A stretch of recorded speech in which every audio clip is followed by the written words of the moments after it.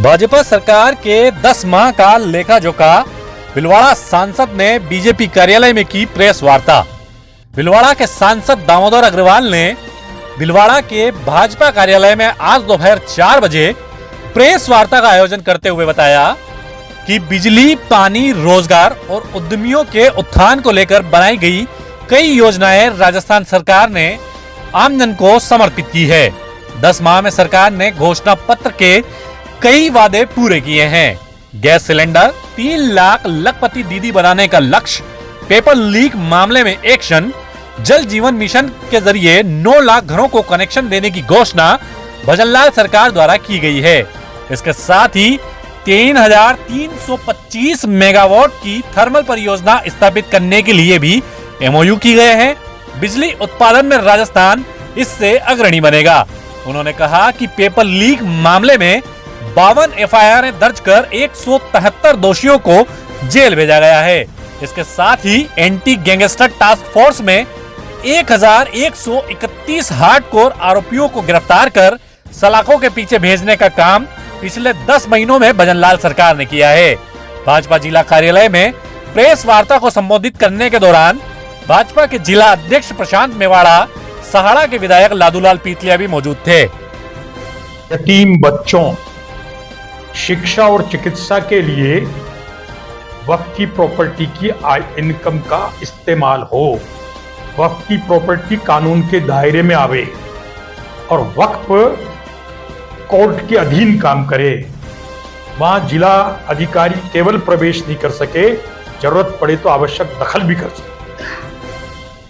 ऐसे एक सुधारात्मक कदम को लेकर वक्त भी लाया है और अभी वो चर्चा का विषय बना हुआ है। आज तो उस दिन भी हो जाता, लेकिन जानबूझ के उसको छोड़ा गया ताकि आम जन उस पर अपनी प्रतिक्रिया व्यक्त करे।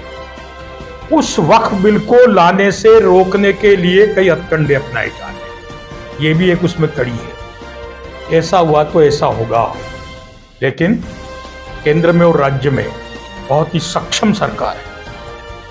और आपने देखा होगा जहाजपुर में जलजूलनी एकादशी को हमारे एक हिंदू धर्म के बेईमान पर जो पथराव हुआ, आपने पहली बार देखा होगा 2 घंटे में मस्जिद का सर्च हुआ, ड्रोन कैमरे से अपराधी आइडेंटिफाइड हुए, 4 बजे से 9 बजे तक 8 अपराधियों को गिरफ्तार कर लिया गया, फिर 9 से 11 तक 3 अपराधियों को डिटेन कर लिया गया। उस मस्जिद पर नोटिस चपका, इनकी मलकियत, इसके नक्शा और उसके निर्माण की स्वीकृति पेश कर। और उसी समय जितना भी आजू बाजू में अवैध अतिक्रमण था, वो मैं समझता हूं मेरे जीवन में मैंने इतनी त्वरित, इतनी प्रभावी कार्यवाही नहीं देखी और इसीलिए वहां अमन चैन कायम है। लेकिन जब घटनाओं की श्रृंखला होती, कोई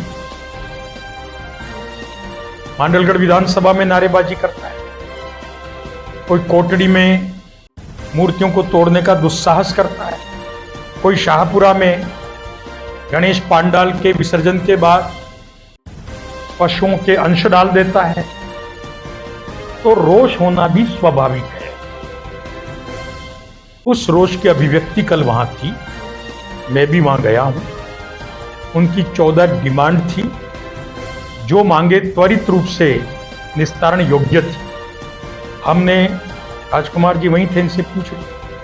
5 से 6 घंटे की सिटिंग, 2-3 घंटे आंदोलनकारियों के साथ, 2 घंटे प्रशासन के साथ, और 14 में से 11 मांगों पर सहमति बनी।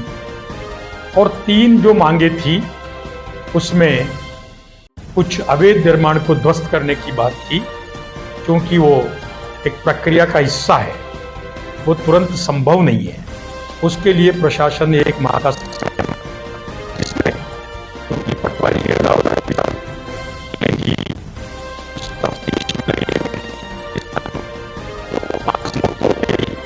उसकी भी एक्चुअल ऐसी जरूरत होगी राज्य सरकार से अनुमति लेकर वो काम भी हम करेंगे। और इस प्रकार से मैं समझता हूं कि जब आंदोलन होता है तो